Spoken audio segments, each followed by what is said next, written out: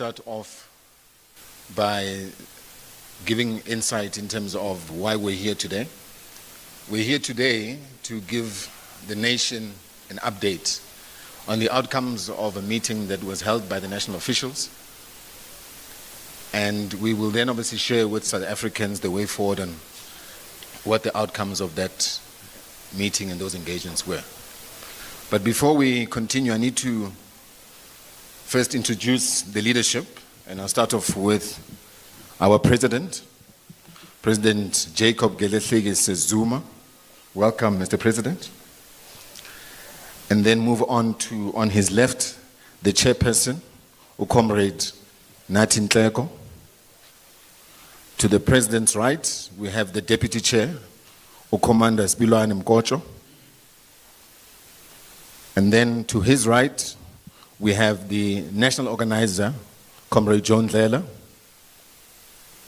At the end, we have the Treasurer General, who is Mr. Limba, Commander Limba, Mbiake.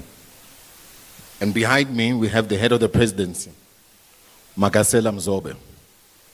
I am Nhlamulo Ndlela, the national spokesperson of Umkhonto weSizwe. I'm not going to delay any further. I'm going to call upon the chairperson who's going to read out the press statement, and then from there we'll do the usual, take questions and answers, and then close off. Thank you. Chairperson.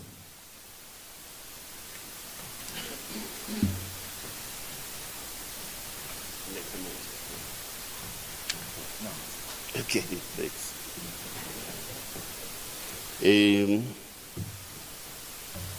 Thank you very much. Thank you very much, Program Director, and good afternoon, ladies and gentlemen. I am to read out the statement on behalf of the national officials of Umkhonto weSizwe, the party. Following the executive meeting held on the 28th to the 29th of July 2025 in Durban, KwaZulu-Natal. The national officials also met with several stakeholders to consolidate the MK party's resolve to unite all progressive forces in South Africa. This statement emerges from a confluence of political, organizational, and geopolitical developments that have demanded clarification from the party's apex leadership. As the nation commemorates the Women's Month and prepares to celebrate the National Women's Day tomorrow, the 9th of August 2025, Umkhonto weSizwe, the party extends its heartfelt well wishes and revolutionary salute to all women of South Africa.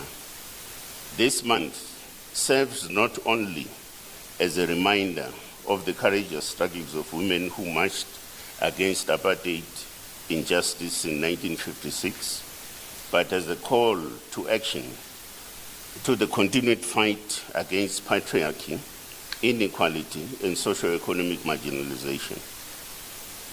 The MK party recognizes that the true liberation of our country is incomplete without the full emancipation of women and children.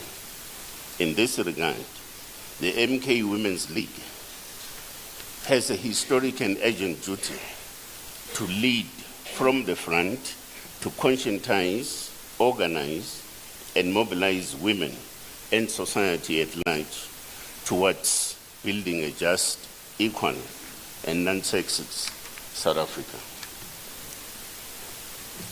Through grassroots activism, policy advocacy, and bold political engagement, the MK Women's League must serve as the vanguard for structural transformation, ensuring that the voices of women are not just heard but are central in shaping the destiny of our nation.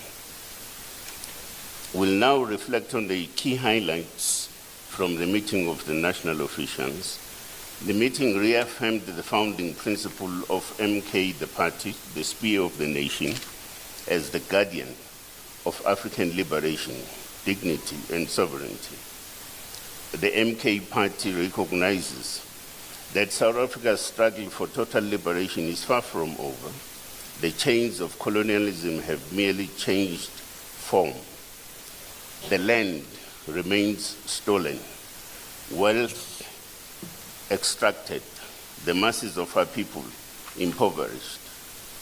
Our party considers itself not merely as a political party, but also as a spiritual and revolutionary vessel mandated by history and the ancestors to complete the total liberation of our people. The meeting further reaffirmed the following connotations that embodies and define ourselves as a party. On the African connotation, the name Umkhonto weSizwe, the Spear of the Nation, reflects the historical, cultural, and spiritual legacy of African resistance. The spear symbolizes resistance, protection, justice, and ancestral authority. It represents the historical legacy of African warriors who defended their land, dignity, and sovereignty against colonial invasion. The spear also embodies justice and order, traditionally carried by leaders as a sign of their duty to uphold truth and protect the community. On the spiritual front, Umkhonto weSizwe is a divinely sanctioned movement. It channels the mandate of our ancestors and the unseen to liberate the Africans and black people in general from spiritual death and moral decay. Its spiritual programs are designed to cleanse, unify, and reawaken African consciousness and cultural values. From a revolutionary perspective, Umkhonto weSizwe is a people's army turned political movement. It is a direct continuation of unfinished liberation.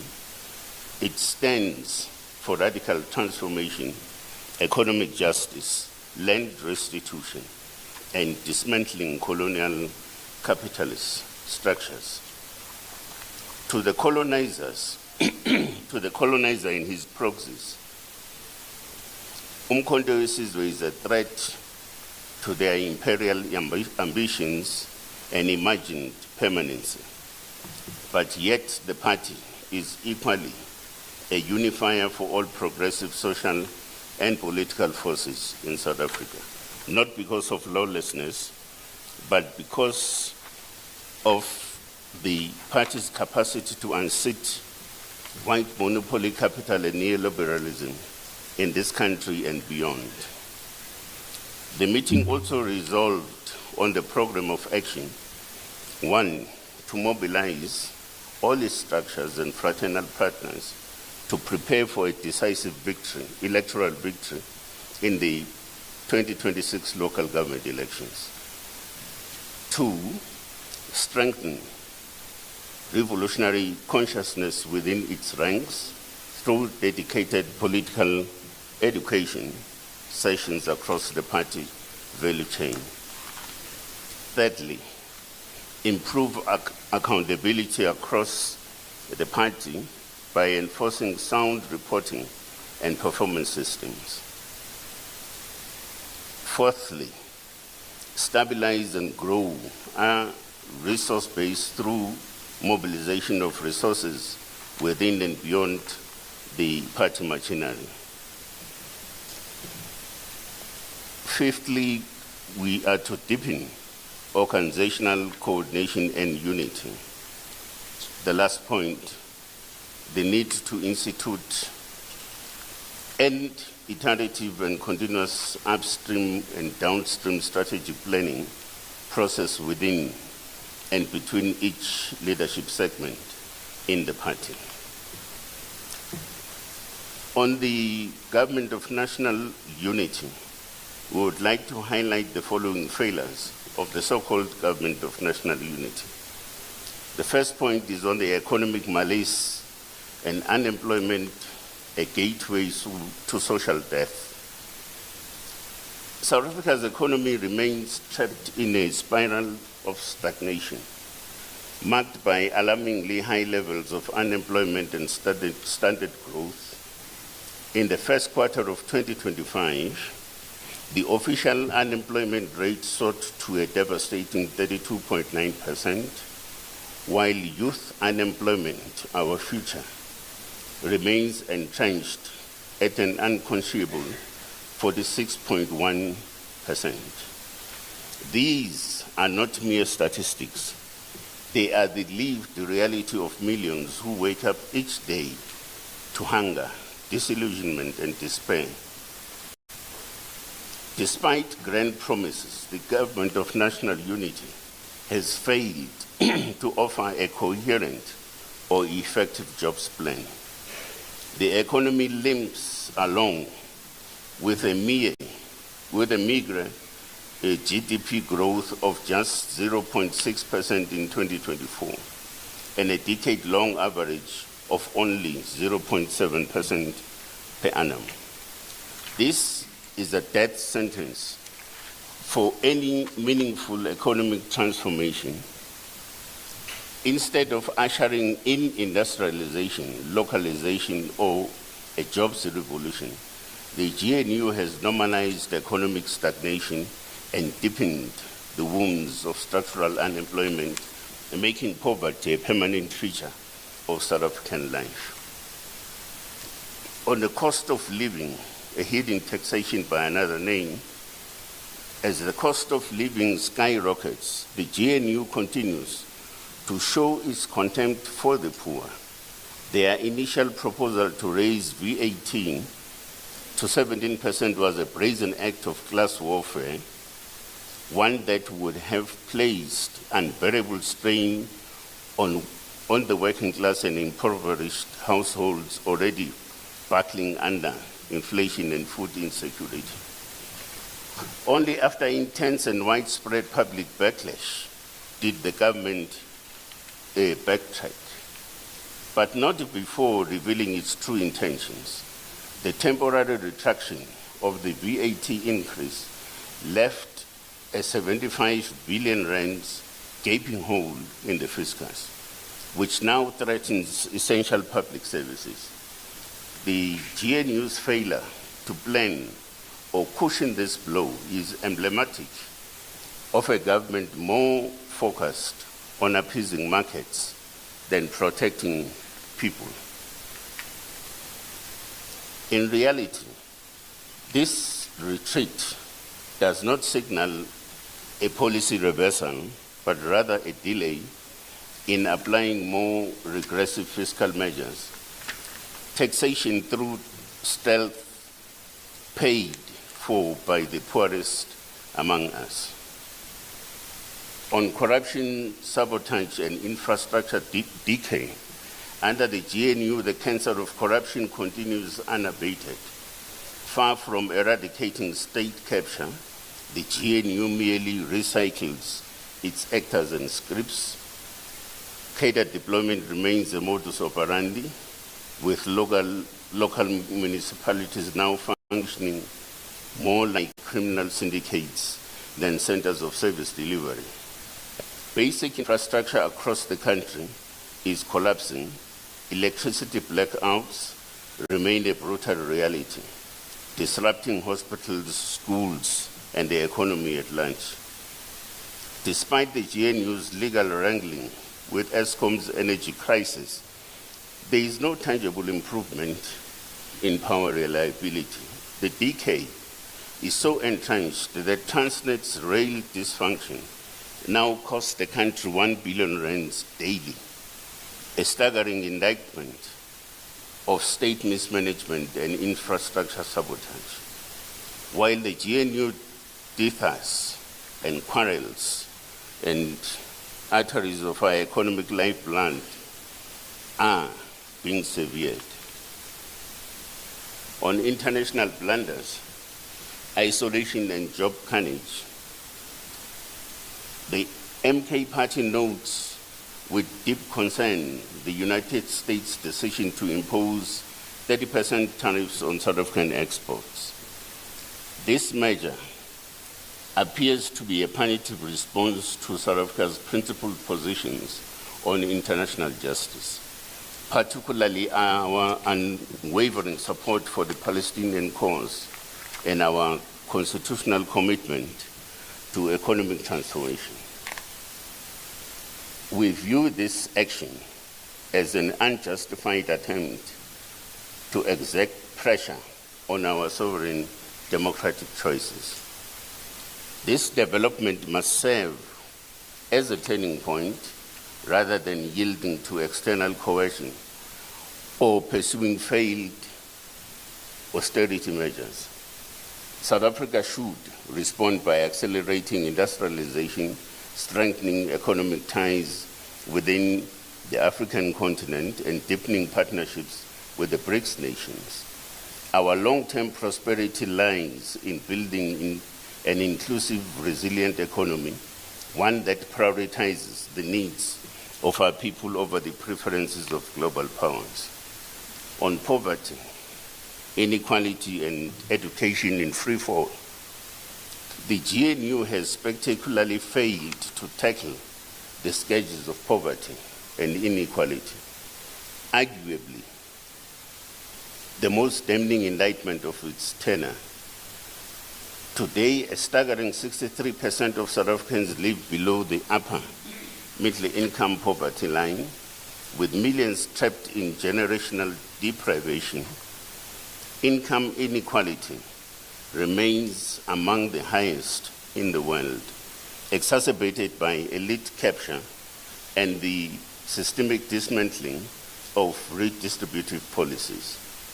The education system, which should be the cornerstone of transformation, is collapsing under the weight of underfunding and neglect. Despite looming demographic pressure, 1.2 million additional learners projected by 2030, the GNU's education budgets are shrinking in real terms. Quality education is fast becoming a preserve of the wealthy, leaving the majority condemned to a cycle of mediocrity and marginalization. A nation that abandons its children has no future, and the GNU is doing just that. On the political paralysis and self-serving coalition infighting, the so-called government of national unity has proven to be nothing more than a chaotic amalgamation of self-serving elites. It exhibits neither unity nor vision. Instead, the cabinet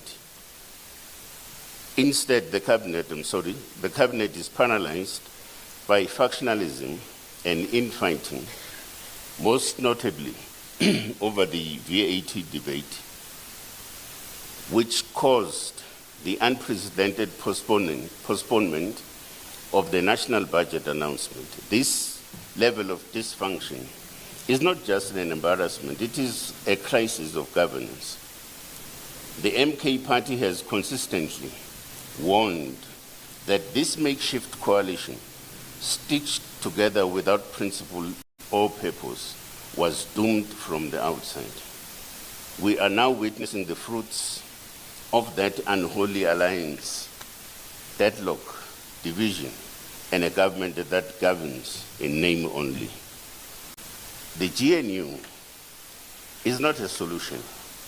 It is a symptom of systematic political decay, incapable of delivering on even the most basic promises of democracy and dignity. The government of national unity has taken our people's suffering, packaged it in rhetoric, and sold it as progress. But this is not leadership. It is betrayal. We reject vanity-driven diplomacy, fiscal cruelty, systemic corruption, and infrastructure delay. The MK party exists to break these chains of despair to restore dignity, and to build a South Africa that serves the many, not a patchwork coalition that enriches the few. The national officials, as the leadership of MK, met the leadership of the African Transformation Movement to consolidate our partnership towards the 2026 local government elections. Our parties have formed a joint task team to craft a comprehensive partnership model for approval by our respective highest decision-making structures. Our shared principles include: one, the two parties agree that South Africa needs a new governance system that will focus on completing the liberation project based on principle of affirming African value systems and solidarity. Two, the primary aim of the partnership and other future extension of the membership of the partnership will be to attain a two-thirds majority to take over government and complete the revolution. Three, the primary motto of this partnership is Sivota Sonke, we vote together, based on an understanding that elections are not about individual parties, but about attaining a reasonable threshold necessary to effect total liberation of our people. The fourth point, the partnership will seek to fully restore the role of traditional leadership and inclusion of kingdoms in governance systems, elevate customary law, which is foundationally restorative against the Roman Dutch law, which is punitive in nature, and further elevate religious leaders that should also be involved in politics. We also had a meeting with the Congress of Traditional Leaders of South Africa, which was convened at a request by the traditional leaders belonging to Contralesa to meet with President Zuma to receive counsel and draw on his wisdom regarding critical challenges currently confronting the nation. Contralesa's delegation was led by its Deputy President Kgoshi Nyamalala Pilane and Secretary General His Royal Highness Zolani Mkiva. The meeting decried the rising political instability in South Africa, fragmentation of unity among progressive forces representing the poor and downtrodden masses of our country, the resurgence of ultra-right-wing tendencies, pervasive criminality and entrenched corruption within government and state institutions, as well as other serious social ills that are likely to undermine and erode the meaningful gains accrued since the dawn of democracy in 1994. Both organizations agreed that the liberation project is yet to be completed in South Africa, and further that the institution of traditional leadership has for the longest time been undermined and relegated to a spectator in the political governance domain. The meeting resolved to encourage all traditional leaders to take advantage of the 2026 local government elections to restore people-driven governance. On the international front, the Constitution of Umkhonto wesizwe vests responsibility for international relations and foreign policy engagements squarely with the president of the organization. In this regard, the President of Umkhonto weSizwe attended the inauguration of President Nguema in Gabon and held bilateral meetings wherein the MK party reaffirmed its full support for the revolutionary governments of Mali, Niger, and Burkina Faso. These nations remain the final frontier in the total and irreversible liberation of Africa from neo-colonial shackles. We are alarmed by the incoherence and indecision in South Africa's current foreign policy. Our country has tragically lost its geopolitical standing, humiliatingly reduced to a junior partner at Western tables, as evidenced by the disastrous spectacle at the White House and the economic sabotage of the 30% tariff hike imposed by the Trump administration, a punitive blow to our economy.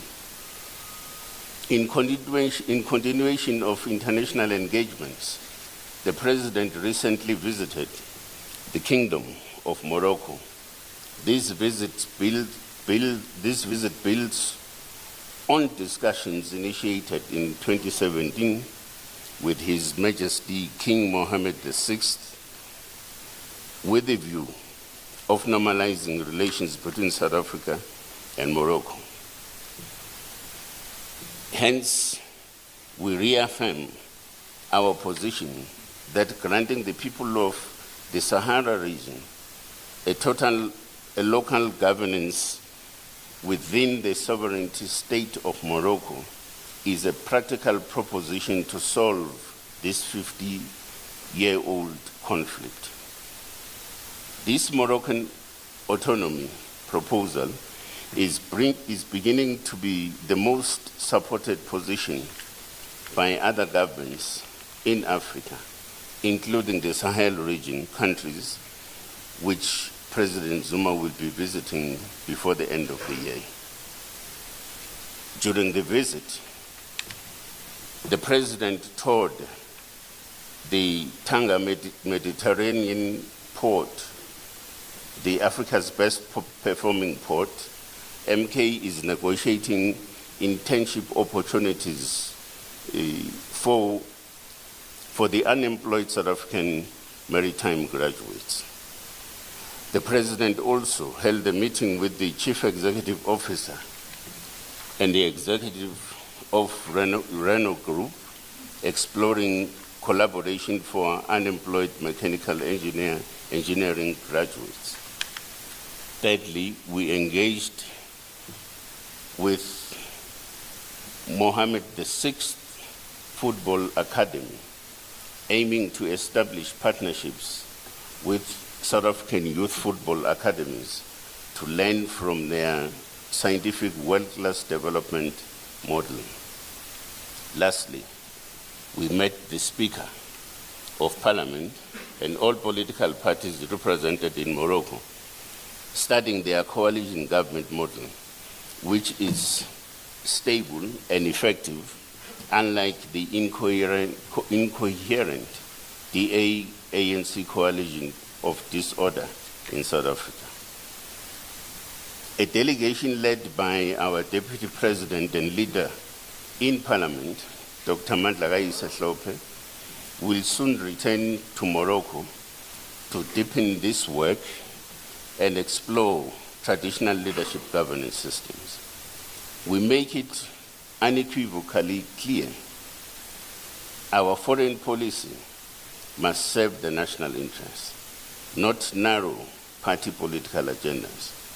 And in this regard, DECO was fully aware of our visits, and our embassies offered appropriate diplomatic support. We would advise DECO to desist from acting as an ANC propaganda arm. The President will continue to raise South Africa's flag across the world as a revolutionary obligation to serve our people. On the issue of the recent Constitutional Court matter,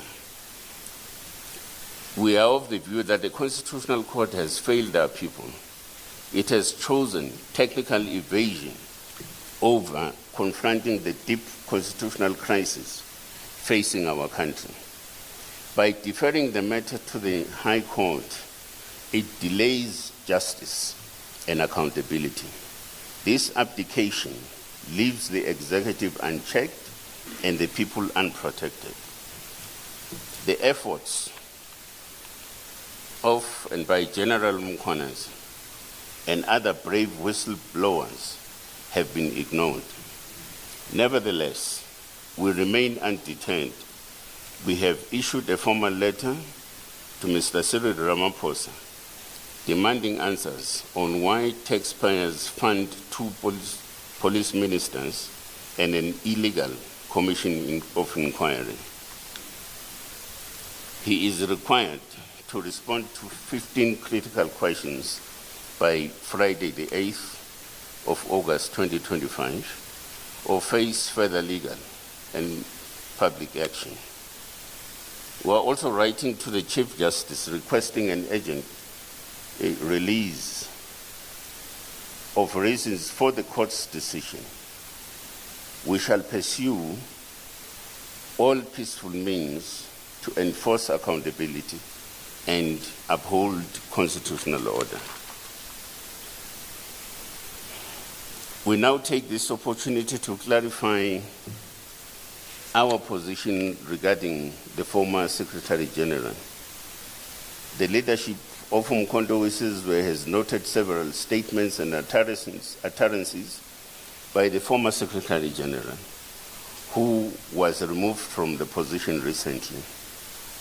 The leadership of Umkhonto weSizwe had considered these utterances and actions and arrived at a conclusion that the former Secretary General had not only publicly defined himself or themselves outside the ranks and ideological line of the MK party, but also seriously violated the trust placed on them as a member of the party. In this regard, a decision has been taken to summarily terminate the membership of the former Secretary General, and a formal letter of expulsion was transmitted to him on the 15th of July 2025.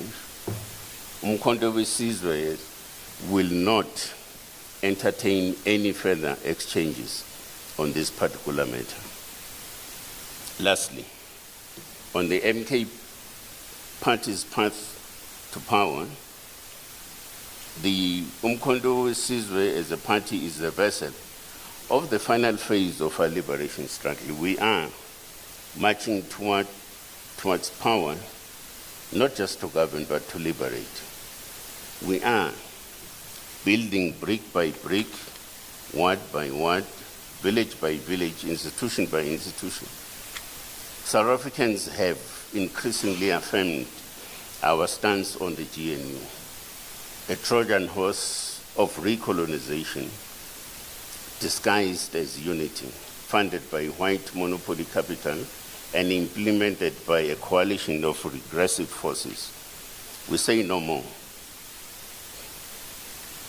MK stands as the last hope of the African child, the worker, the youth, the traditional healer, the church,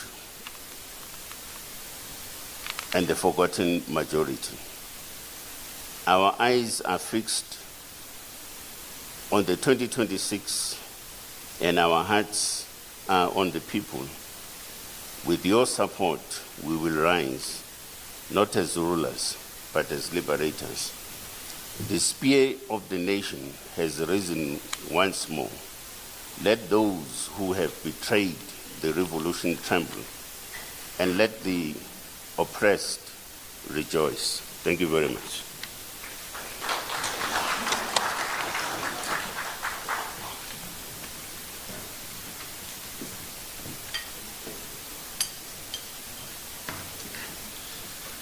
Thank you, Chair, for a comprehensive media statement.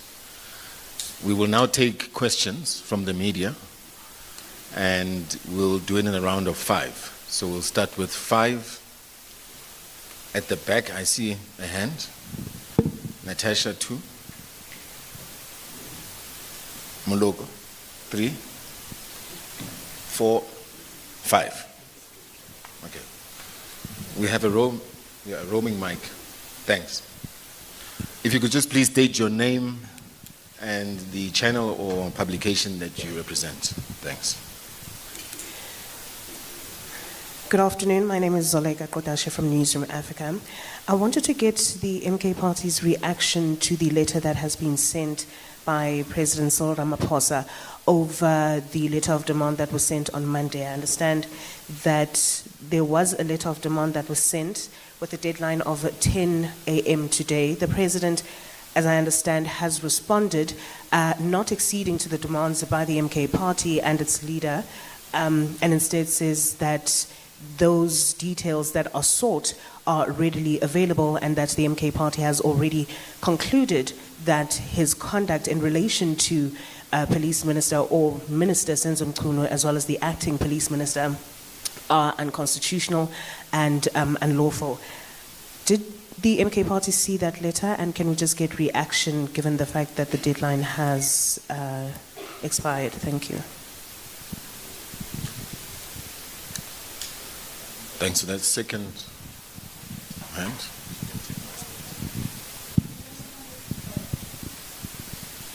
It's Natasha. Thank you. Hi, it's Natasha Puri here from SABC News. I just have a couple of questions. In regards to the former Deputy Secretary General, I believe you all know, just moments before this briefing, there's a letter that was circulating that she has resigned as the Deputy Secretary General of the MK Party. Just your reaction on that, and do you perhaps fear that more members might actually jump ship, perhaps from the MK to Maibuye? You mentioned Floyd Shivambu, you've terminated his membership. But I'm just interested in knowing, former President Jacob Zuma, have you perhaps engaged him? Has he sought your audience at all? And then you mentioned in your statement the meeting with Contralesa, but there's a grouping also of traditional leaders that have said that they are cutting ties with the MK Party because they feel as if they are being used as political pawns. Has the MK Party actually reached out to them and spoken to them? And then you also mentioned the meeting that you had with the ATM, and you mentioned the Comprehensive Partnership Pact. Can you perhaps now detail, if any, modalities around how you're going to be working together ahead of the 2026 local government elections? You've mentioned also in your statement your stance as the MK Party on the US tariffs, but now we know that the South African government, through President Cyril Ramaphosa, had said that all doors are still open for negotiations, right? Do you think, and are you confident as the official opposition, that perhaps a deal would be made to actually reduce those 30% tariffs and to avert the bloodbaths of over 30,000 jobs? Thank you, and apologies for the many questions.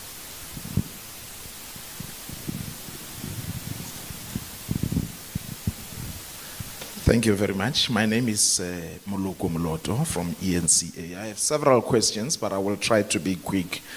To the former President, Jacob Zuma, I just want to understand, considering the fact that at the time when you were at the helm of the African National Congress, their position has always been that the people of Western Sahara must be granted their independence. I want to understand at what point did this change for you? The second question is, there has been, I just want to understand, are you by any chance as the party receiving any money or funding from Morocco? In terms of the leadership turnout, if you were a company, you would be considered to be in crisis. I mean, I personally have lost count of the number of secretary generals, organizers, and staff. Have you been reflecting on what could be internal issues perhaps that may need to be attended to, perhaps in order to arrest this particular trend. Lastly, you are speaking about, and correctly so, about the deepening poverty, the decay in the state-owned institutions, and the systemic corruption. A lot of people will agree with you there.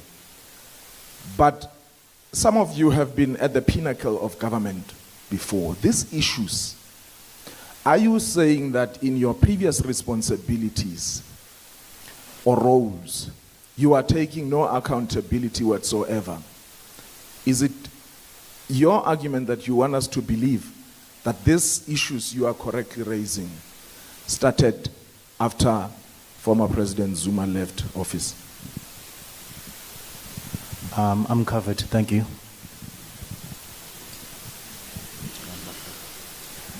The third hand. My name is Saeed. I'm asking this question on behalf of the Morocco TV channel, Media. My question is to President Zuma, is to what extent might your party's support for Morocco's sovereignty over Western Sahara is going to impact the broader political stances within your party and among other influential forces here in South Africa? So, can you just repeat that? I didn't think we got it clearly. To what extent might your party support for Morocco's sovereignty over Western Sahara is going to impact the broader political stances within your party and among the other influential forces in South Africa?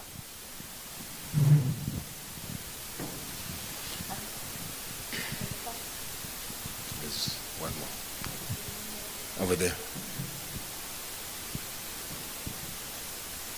That's the fifth hand.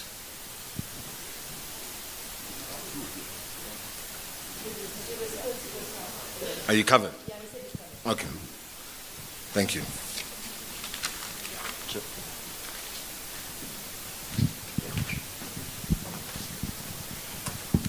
I would also ask that members of the National Leadership Collective also do tackle some of the questions. I did not get your name, Cecilia. All right, Natasha. So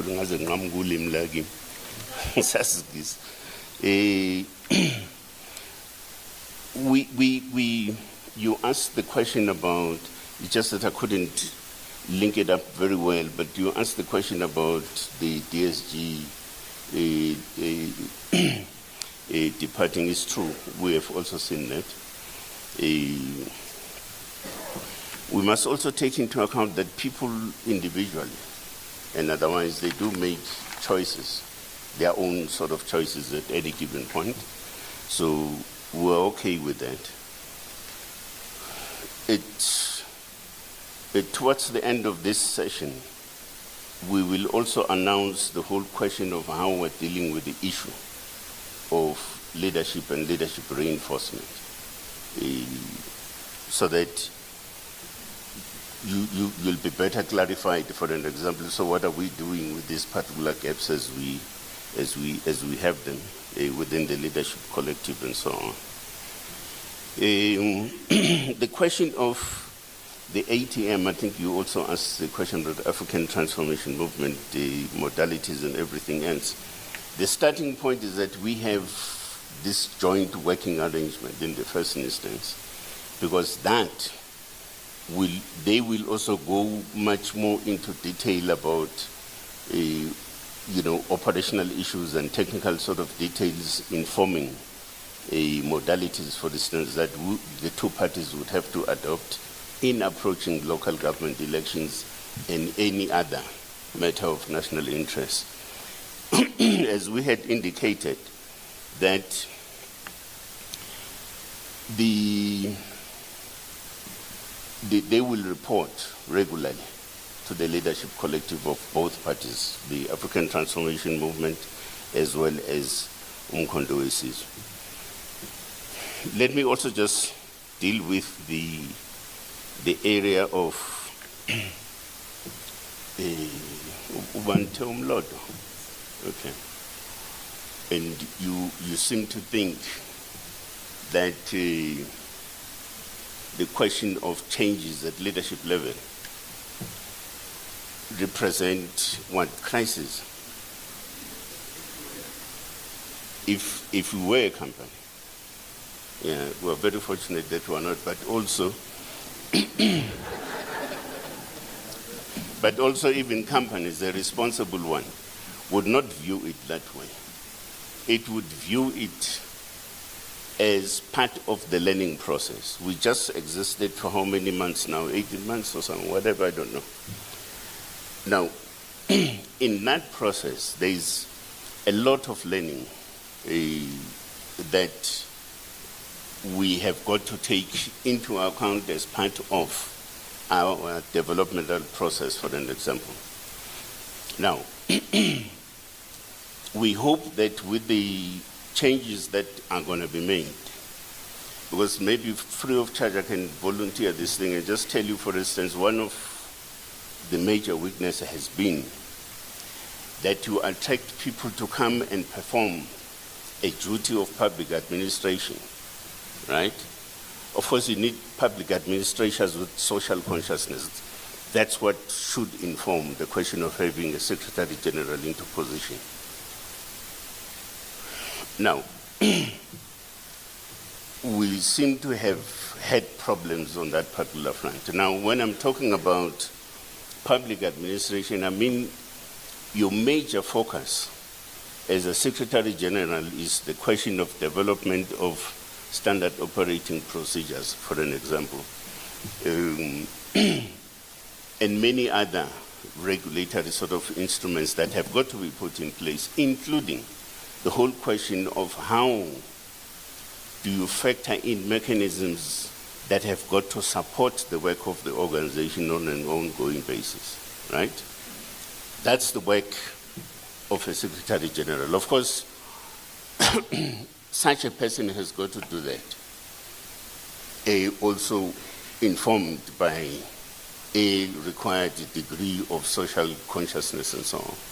So I disagree with you when I'm not good to see that as a point of instability. It's an undesirable situation, of course. I'm not saying that's what we should have. But if you are in a circumstance where as an organization something does not work for you, no, you must correct that, right? Now, in fact, because you spoke about companies, in the corporate sector, it is an accepted thing that you'll have a strategy developed, but at the level of implementation, something else comes up. You have an imagined sort of strategic kind of diversion, and is acceptable. And I'm sure also you say to come from NCA. Go and ask them. They will tell you the same. Thank you very much.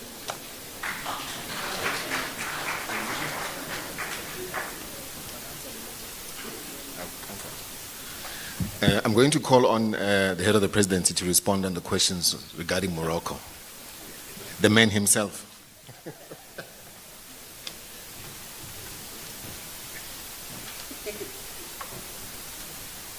Thanks, spokesperson. Greetings to the media and the corporate. Any functioning mind changes its position when presented with new facts, scientific facts, and new realities. Now the reality is the issue of Morocco and Sahara did not start now to be entertained by President Zuma. In 2017, in a delegation I was part of that went to the African Union, where Morocco was readmitted as a member of the AU in January. Soon after that, later in the year, President Zuma had a meeting at the behest of King Mohammed VI of the Kingdom of Morocco to present where their frame of mind was as a country and how South Africa could possibly help in resolving this problem that this year has lasted for over 50 years without any practical solution. That is why in 2018, South Africa reopened its embassy in Rabat, and Morocco reopened its embassy in South Africa to be fully fledged embassies instead of being downgraded to the level in which they were. When Umkhonto Wesizwe was formed, President Zuma received many invitations at an international level. The last meeting we had about one of the countries which got problems, we can't at this stage, was yesterday. Members of parliament all over the world, leaders of the world, continue to seek guidance from President Zuma because they've lost confidence in the leadership of South Africa to handle complex matters of the African continent. Now, President Zuma has a responsibility to lead the debate on areas where he believes South Africa should reconsider its positions on those matters. That is why on the question of Morocco and Sahara, upon being approached by the embassy and the leadership and other countries, and having considered all issues about the unification of Africa, that we can no longer afford to balkanize our continent into small and viable countries when we are confronted with arrogant USA and the West like this. That's what informed President Zuma, saying, we have the same problems here at home, where a small group of reactionary Afrikaners want to have their own state called Cape Colony. In the same country, we have Orania that want to present itself as an alternative state. If we are not careful, this problem of a group of people who identify themselves as a tribe wanting to be a fully fledged state will come into our country. Now, MK presents itself as a legitimate voice of progressive forces in South Africa to lead the struggle to unite Africa to be one. And we felt that this burning matter that has lasted for 50 years in the continent must be a starting point to say, yes, the people of Sahara have suffered for the longest time. They wanted their own country. But the challenges we are facing as a continent cannot allow us to have many more countries than we already have. Let the comrade be given autonomy to self-govern like we have in our own country provinces. You can pass the laws relevant to your conditions, municipalities, but maintain the sovereign integrity of Morocco as a country. Now, this one of money, when you can't explain things scientifically, why people have changed their minds, and you don't have better arguments to tell them why they must not change their mind, you must start throwing those stupid insults that we are getting money that we have not received. I've been fortunate to be part of the engagement from the beginning. There is no money promised, no money given, no money requested. We have tabled here the outcomes of the many progressive engagement that President Zuma had with the leadership there to open channels for South Africa to trade with a very strategic country geographically in the continent. Now, it's not true that we have sold out the revolution. It's not possible. The country's foreign policy is directionless. And President Zuma and MK have taken a responsibility to lead in that regard. And when we lead, we expect those who can lead to attack President Zuma, attack MK, but the kind of messages we're getting in the continent tells us that we're on the right path. Specifically on this one of Sahara, those who take time to research the latest development, the position presented by MK is beginning to be supported by more than half of African states currently. Not historically, currently. Now, we'll continue to lead. By the time the comrades join us, we'll all be celebrating one and united Africa, led by President Zuma. Thank you.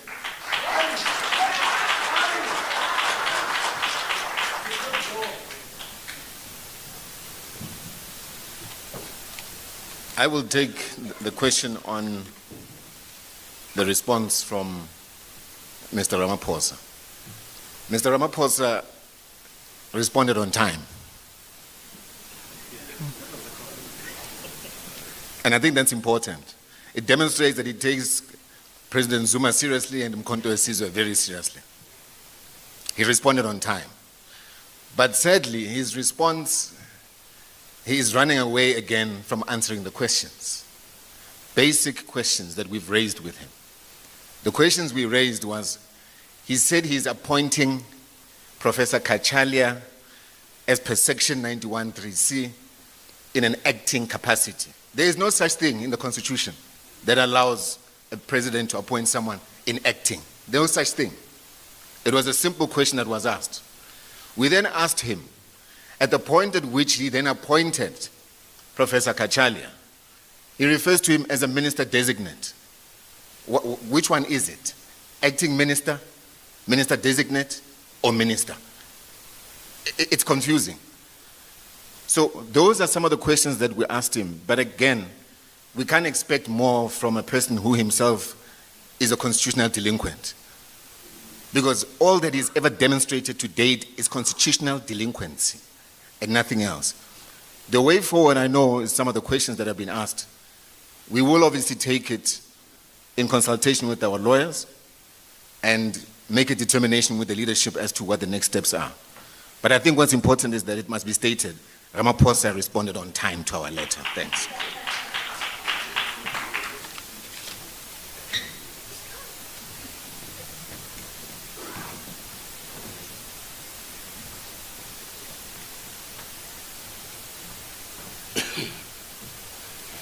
No, thank you very much,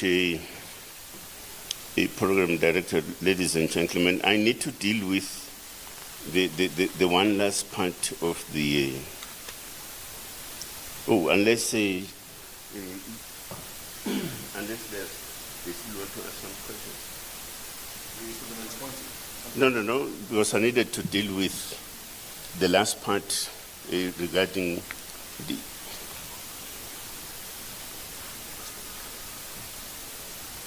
Yeah, okay. And I need to deal with the directive by the President that I must then announce the leadership collective. I'm informed that the President remains the President.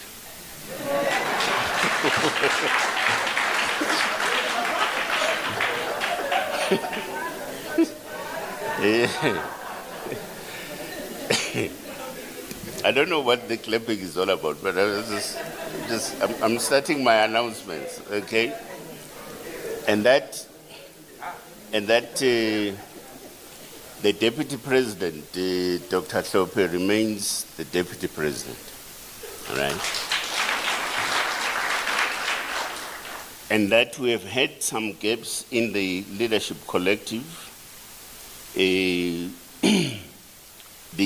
Secretary General is one particular position that is vacant, and it's now going to be filled by Dr. Bongani Mngwango. Now, Dr. Bongani Mngwango has a 35-year executive experience. He's a former chief executive officer at Sanlam Healthcare, a former chief executive officer at Netcare 911. He was also chair of, maybe still is, I don't know, of the Kwabe Traditional Council. So he must then come this end. Come to this end.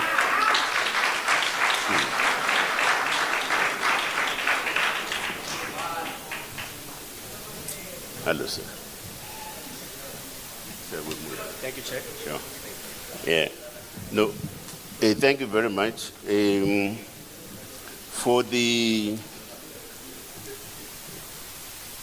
okay. Asmani is in towards of yeah. Now, for the Deputy Secretary General,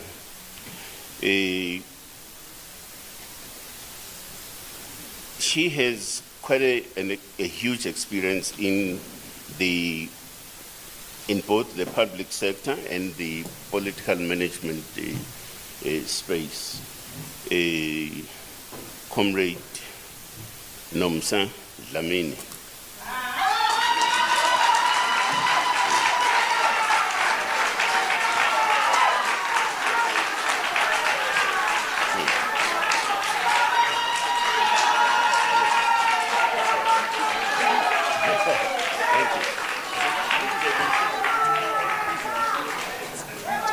Okay. Yeah. Now,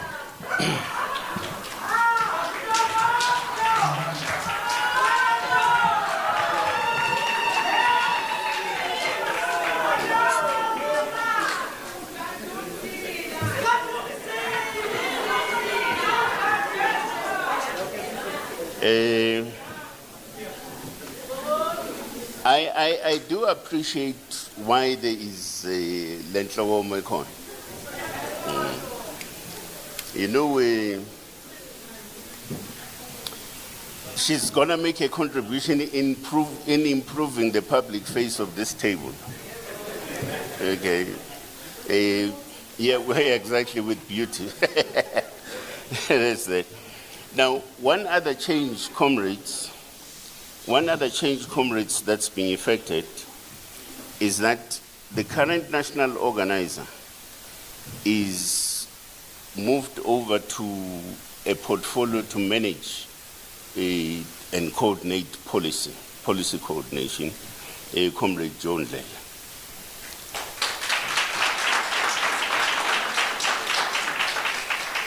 Now, and therefore that leaves the area of national organizing vacant. We then have a comrade who has an experience in local government and the public sector, and we think that that experience is going to augur quite well for us as an organization in approaching the 2026 local government elections. Comrade Alec Nkunda.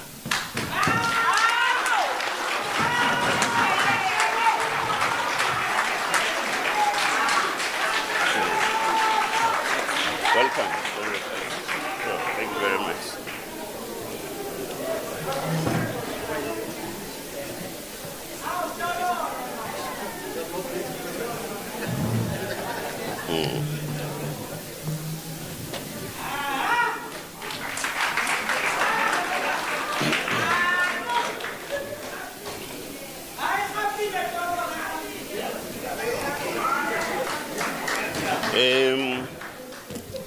Comrades, oh yeah, by the way, I forgot two other particular positions. The deputy chair remains deputy chair. Comrade Mpot. And of course, the Treasurer General, Comrade Mpia Kelimba, remains Treasurer General.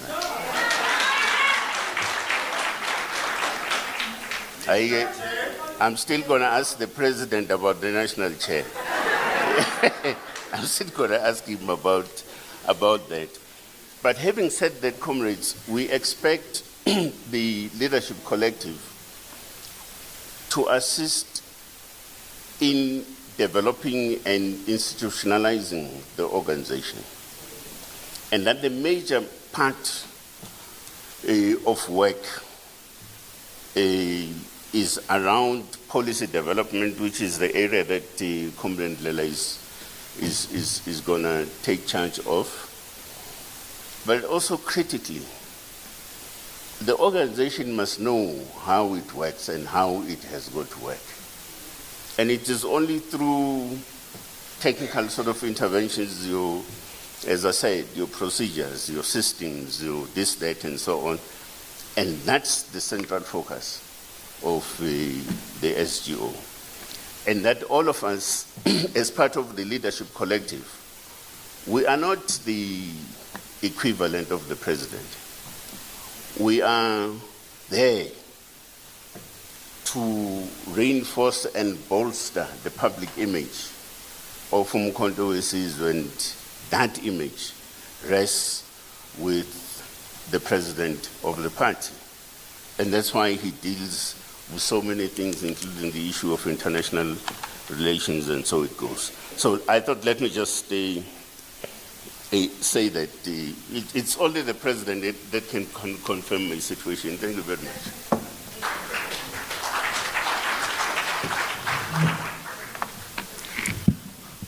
Amandla, congratulations to the new leadership.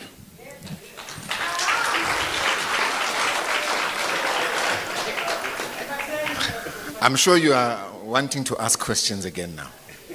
I can see. With a raise of hands. 1, 2, oh, Milan Gabian. 3.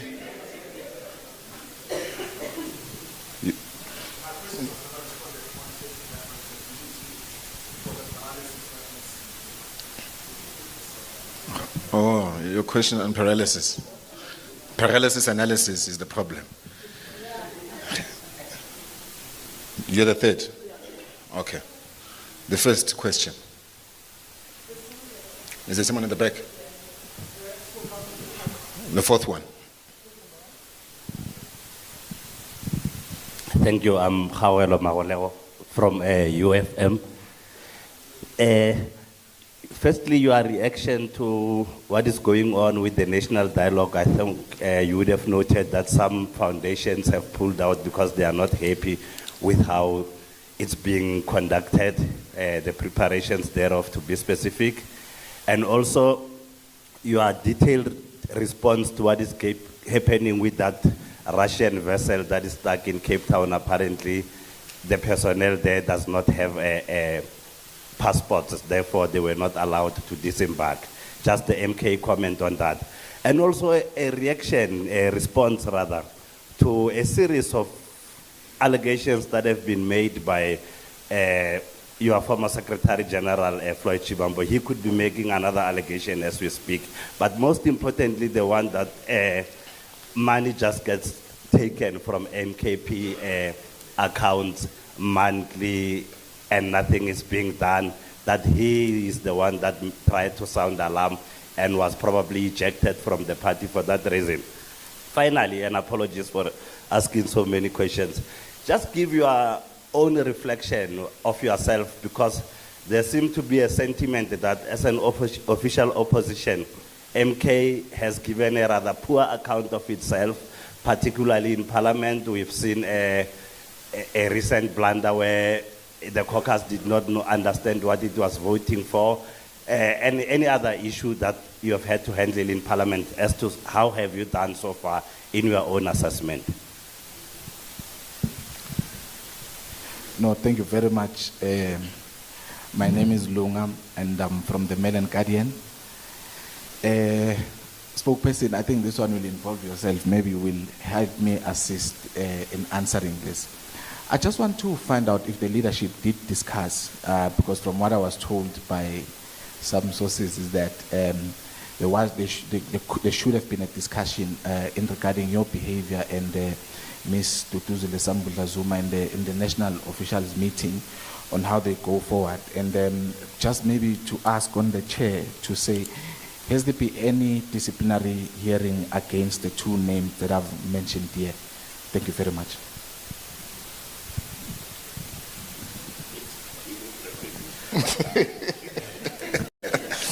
There was another question. Third one. Chair, there's still another question, another two. Okay, man, it's only 2 questions. My name is Diseto from PEM News. The first one is the use of South African flag during Mr. Jacob Zuma's visit in Morocco drew so much attention. Even the Department of International Relations and Cooperation, on behalf of the government of the Republic of South Africa, strongly protested the use of South African national symbols. But it constitutes an abuse of existing protocol and decorum and undermines official bilateral relations between the Republic of South Africa and the Kingdom of Morocco. So my question is that, was it a mistake that the flag was on display, or the president knew, or the former president knew what he was doing by displaying the flag of South Africa? And then the second one, the national convener of Maibuye Africa says he's still a member of the Umkhonto weSizwe party.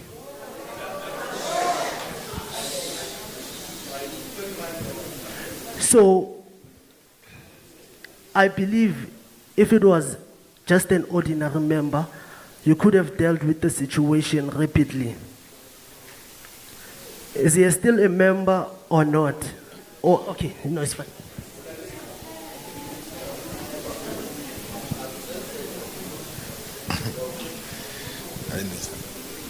I'm Itumeleng from the Citizen.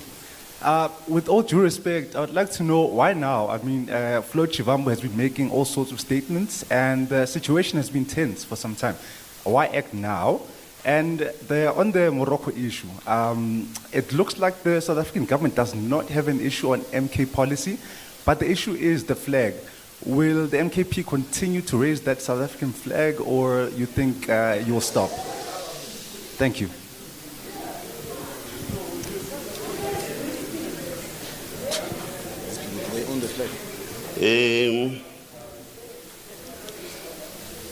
You said you are from the Citizen, say?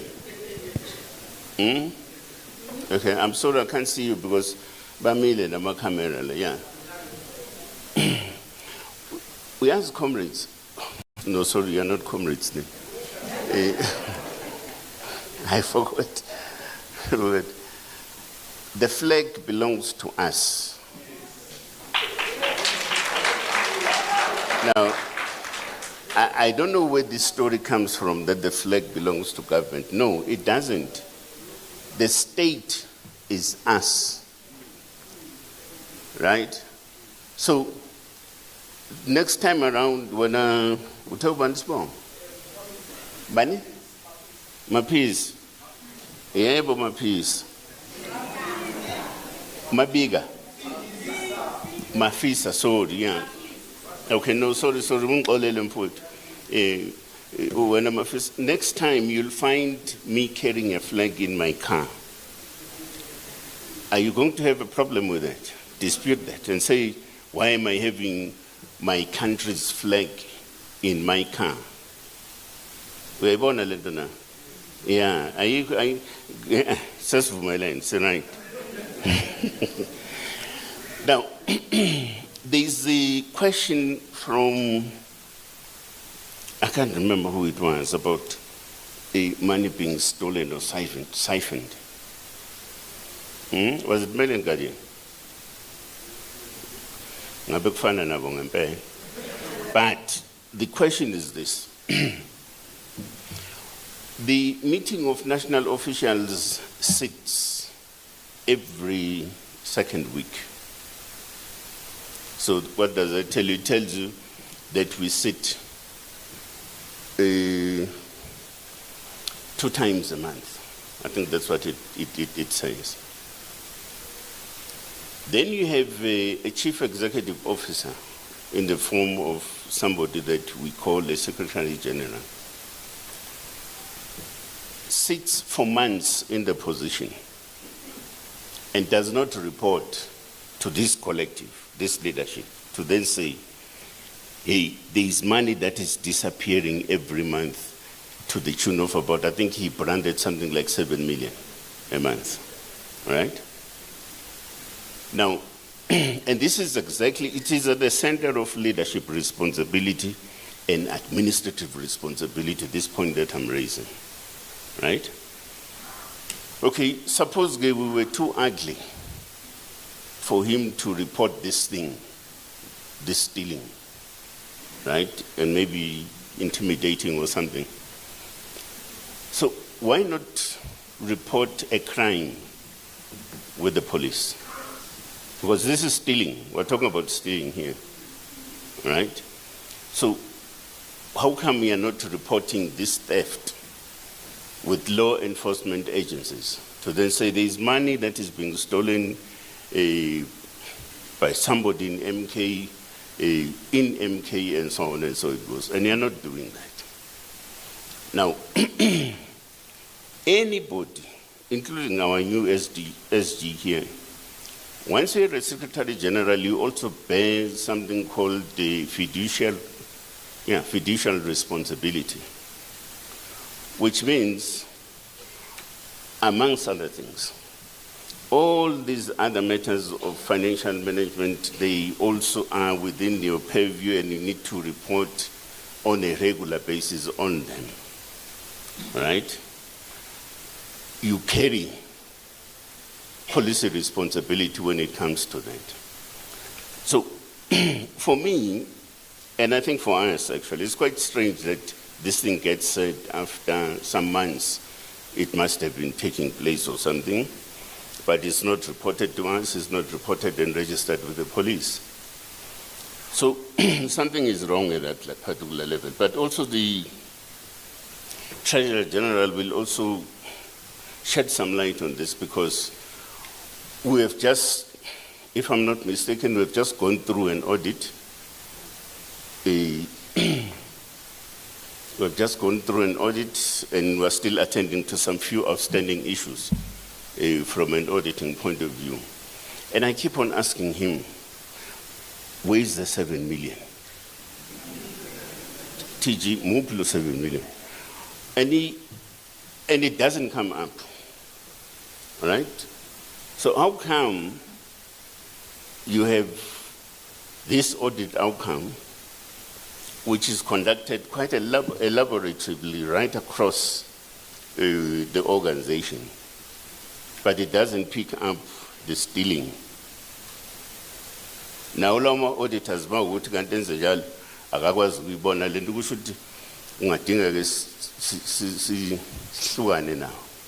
in a way, because at the center of auditing is also finding out mishaps and everything else about issues of finance and financial management.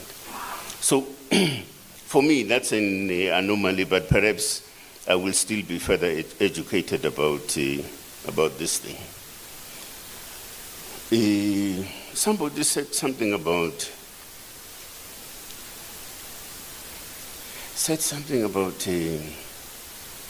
accountability, the trip and whatever. You see, ladies and gentlemen, angikhuluma ngimsukele ngesibom umlodo ngiyakuprovoka manje.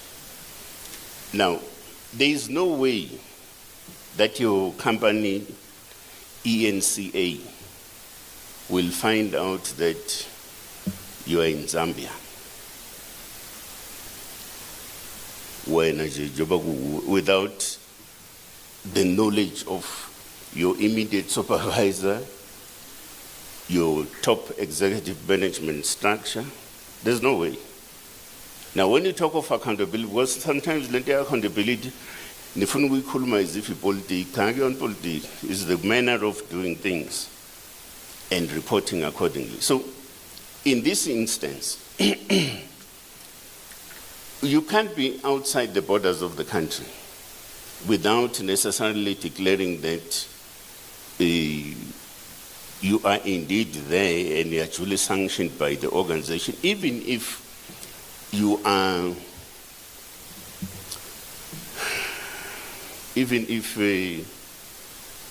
what do you call this thing? I want a jowl or something.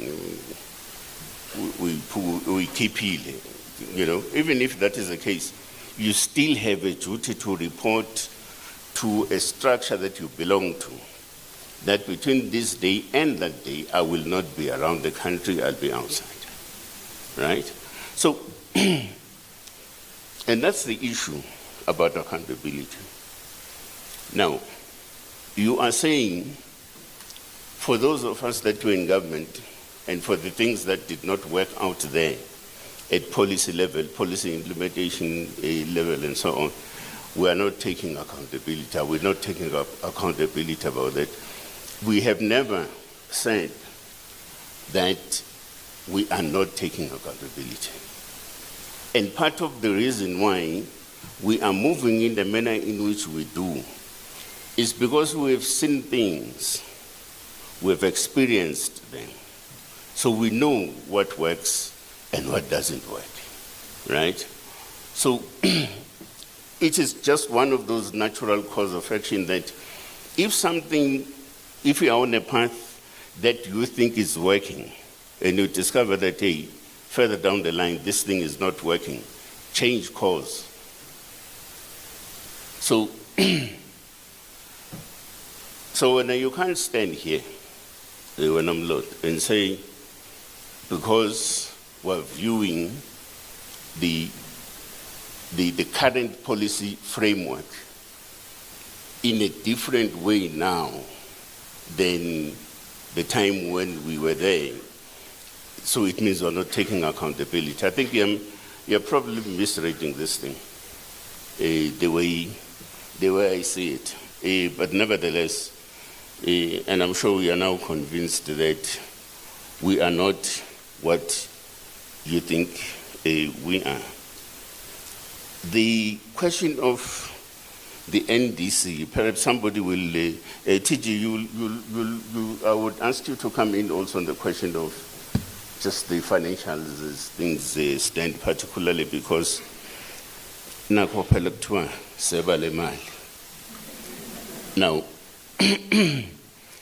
somebody tells me that the national disciplinary process had taken place, and that report is forthcoming to this particular collective of the leadership. So, as and when we are ready to make an announcement with regards to that, we'll certainly do that. But at this stage, the process is underway, and there is a report that is forthcoming towards the national leadership. Comrade TG, please do come across.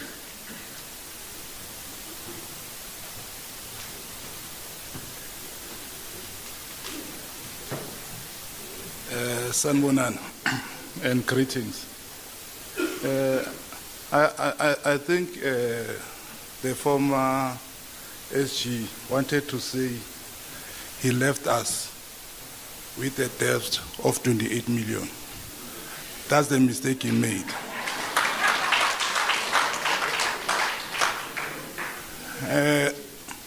From where we are sitting, comrades and colleagues, in terms of finance, we appointed a Nduma consulting company that is qualified chartered accountants and auditors, so that we can have an independent view in terms of our finance before an AG comes in.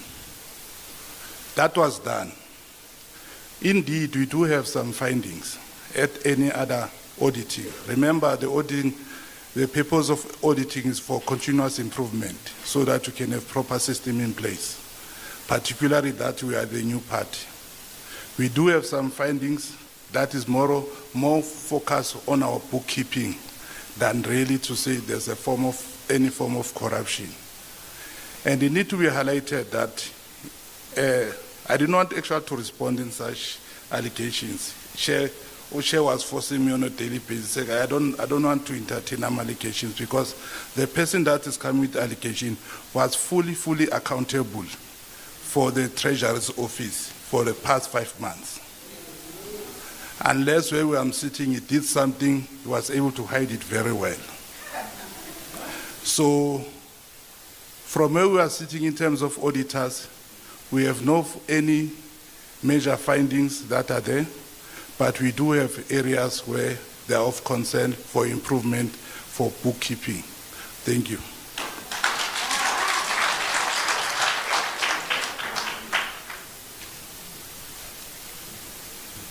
I think that about closes it, unless if there's anything else, because we respond to everything. We're always ready.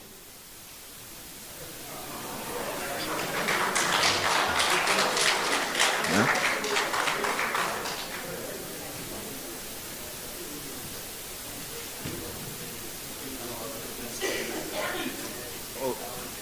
The head of presidency was reminding me on the issue of the flag. I think I'd want him to respond, because this misconception about the flag and how it was, I mean, from the last time I checked, President Zuma didn't carry a flag in his bag when he flew to Morocco. Yeah, thanks, spokesperson. I think we'll have to close on this thing of a flag at one stage. DERCO only responded yesterday after the National Executive Committee meeting of Kwagogo. We've been back from Morocco for almost 2 weeks. The only person who was making noise is the Secretary General of the 40-person party. Now, we only answering because it seems like South Africans are concerned about their national symbol. Not because DERCO is making noise, because DERCO has a responsibility to confront the USA, and they are not doing that. They are monitoring the movements of President Zuma. We've got a vessel from Russia, a BRICS partner, that can't refresh in Cape Town. But people who are here in this country, illegal immigrants, are roaming the street every day. Now, South Africa is leaderless in the international community. President Zuma has taken it upon himself to fly the South African flag very high where it belongs to be. Now, so that we don't get asked these questions all the time, in the next 2 weeks, President Zuma is in Ghana. South African flag will fly there. Before the end of the year, President Zuma will be in Burkina Faso, Mali, and Niger. Countries that South African government does not have relations with, because they are saying they took power through military actions. MK says they took power for revolutionary reason, therefore they must be supported. Now, when we go there, we are closing a vacuum in the continent. There's a vacuum. Now, when we go there, President Zuma is not representing his personal interest or a narrow MK party interest. It's an interest of the country. And the country has a symbol, which is a flag. So when we go into those countries that don't have a relationship with South Africa, the national flag will rise high, the MK party flag will be on the table. So we carry 2 flags. And we wish to encourage every South African as they travel throughout the world, artists, players, private citizens, to please carry the South African flag high. We need to close the space. That's all. I think we won't be talking much responding to DERCO about the flag. Our interest is not in DERCO. It's with the people of South Africa carrying the flag whenever they go, because the vacuum is too huge. President Zuma can't close it alone in the international space. Thank you.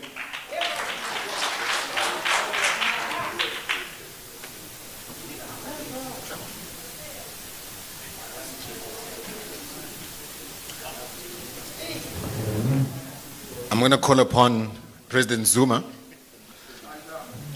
to say a couple of words. If you will stand as members, please.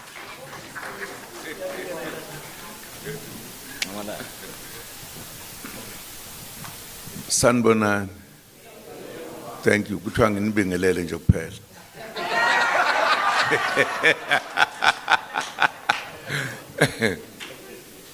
No. Ngiyanibingelela bandla, siyajabula ukuthi sibonanile.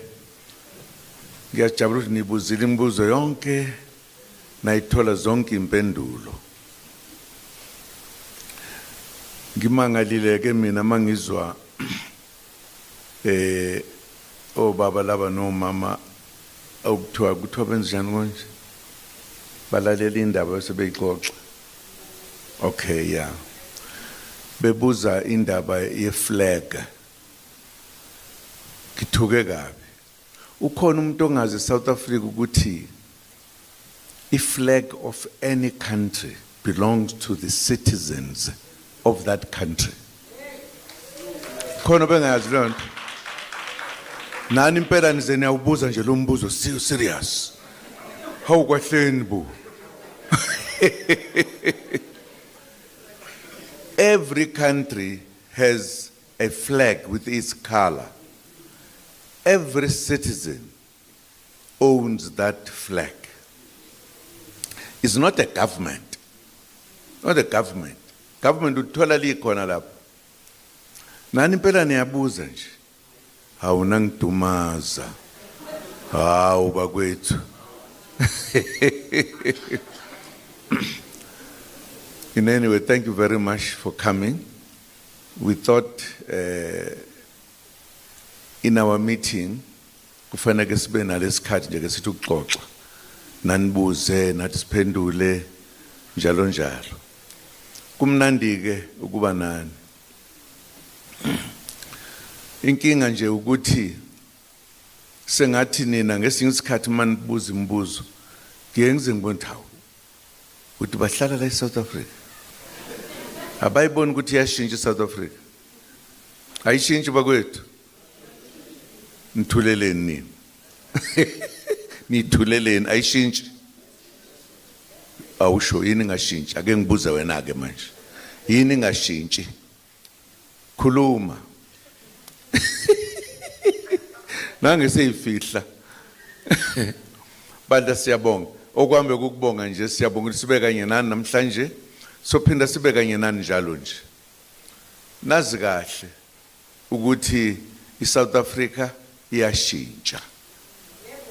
Ungakuboni lokho okwakhe. Uyosala ngapha komfula thina sesingaphesheya. Akunjalo? Yeah. Ngiyajabula ke futhi ukuthi nazi insizwa nentombi abashasha. Abashasha. Ngiyazi ukuthiwa hayi lo xosha abantu njalo nje. Akuzele uzodlala thina la. Umudlala sidlala thina. Sithatha iSouth Africa. Ingakho nje singeke size elokuzeni econference ene imali zabelungu ezithi votela lowa ngeke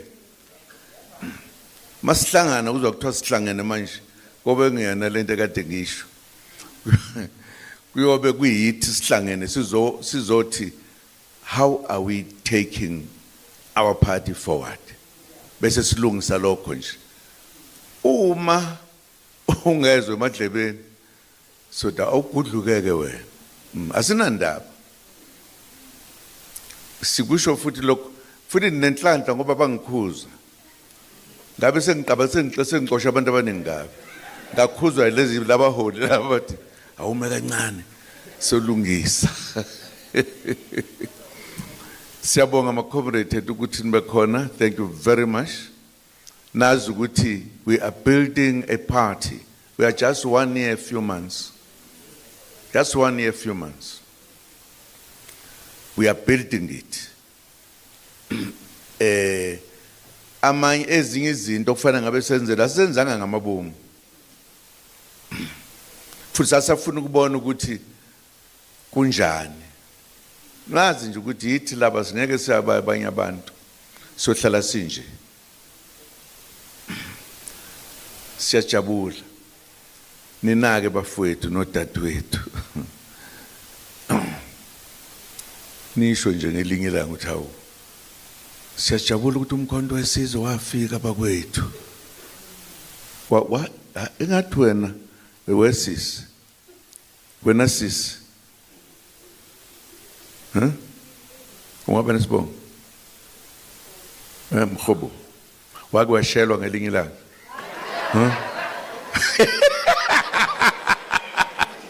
Thank you very much, Bagwet. Siyabonga.